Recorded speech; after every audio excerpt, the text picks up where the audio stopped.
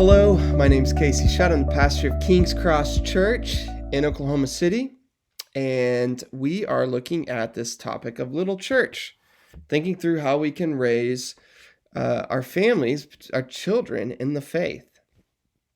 And what we're going to do moving forward, there's other videos that have led up to this, so check those out if you've not seen them. But now we're going to kind of land in Acts 2:42 through 47 and consider that passage. And just a little background on Acts. Jesus said during his ministry, we often think, man, if Jesus was just here with us, like performing miracles and showing us his power and his love and like looking at us in the eyes with his love, then evangelism would be easier. Then works of righteousness and justice would be easier. Then belief in him would be easier. But you know what he actually says in John's gospel? It is to your advantage that I leave, that I go up, because you know what happens when Jesus goes up? The Spirit of God comes down.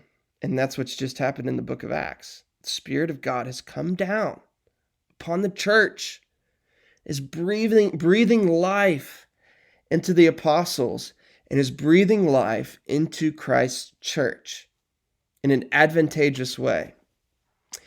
And when it comes to the topic of little church, like, it has to be Spirit empowered. It has to be Spirit informed.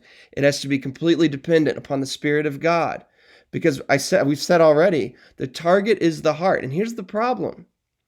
We don't have access to the heart. We really can't transform hearts. We can, like a farmer, create the proper conditions and cultivate the best environment so that hopefully something grows, but we can't make it grow.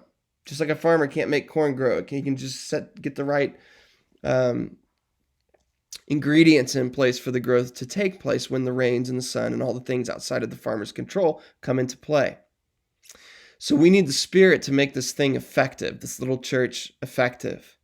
And you see that in the book of Acts. The Spirit has come down. It has empowered the church to be this unique community. And Peter has just preached to the gospel. Little fearful Peter, who's betraying Jesus in just a few weeks earlier, is now proclaiming in boldness the gospel of Jesus Christ. Thousands are added to their number, and we get a little sneak peek at the church. If you have Bibles, look at Acts chapter 2, beginning in verse 42. It says, "And they devoted themselves to the apostles' teaching and to the fellowship, to the breaking of bread and the prayers. And awe came upon every soul. And many wonders and signs were being done through the apostles, and all who believed were together and had all things in common. And they were selling their possessions and belongings and distributing the proceeds to all as any had need.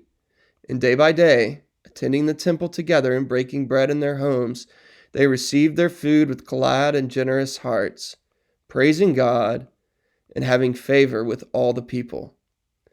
And the Lord added to their number day by day those who were being saved." Okay, and so here we have this early church operating, doing certain things. And what I want us to focus on for the time that remains is this idea that the church focused on the apostles' preaching, fellowship, a loving community united together in the Spirit, the breaking of bread, right, referring to the sacraments, as well as the prayers. And the definite article, the prayers, it's not just they prayed, it's they devoted themselves to the prayers. So there was a liturgical shape to this worship setting that they had. And so what we're going to do in the videos ahead is consider each one of these topics as it relates not to formal big church gathered settings, which is a worthy endeavor. We're going to focus on how this relates to little church. And so So that's the plan. Next, we'll look at the apostles' teaching and how that informs our little church.